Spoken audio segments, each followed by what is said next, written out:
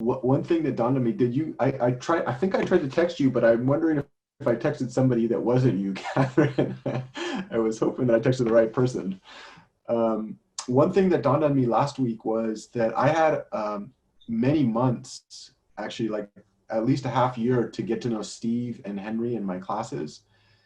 And then they also, so I think Henry I met at at a workshop, and then he took a class, and then another class, and then a third class, and then an individual independent study. And then Steve was something similar to that. He had a class, and then we did two independent studies, I think, right? Yes. And then at that point, then we had like a year of incubation on the actual project that we were doing. And then we've done like another year of work on that. And needless to say, like I got to know them pretty well, and they got to know me pretty well. And so that kind of allowed them, I think, to kind of size me up. And then also just for me, like one of the things that I always think about when I'm working with folks is I really want to have a sense of that person's experience, just so that I can try to, I guess in Henry's words, empathize. One of my goals always is to be of service to the people that I work with. And my hope is always to kind of lighten the load. I think the academic world does a really good job of adding books to a backpack, like heavier and heavier. And I always like to think like what, as somebody that's been through that and like really shedded too many tears to count, what are some of the things that I can do on a daily basis um, to explore my colleagues, I suppose, path through academia, and then really help take some of those books out and make them a little bit more manageable.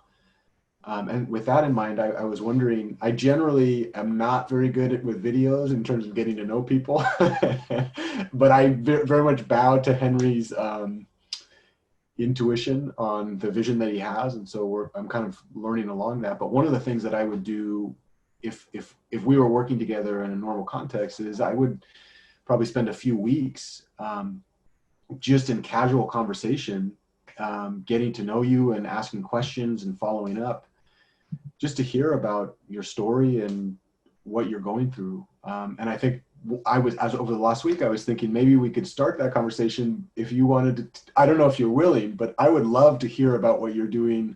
I'd love to hear a little bit about your undergrad. Actually, as much as you're willing to share, like where did you go to undergrad? What did you study? How did you make those decisions?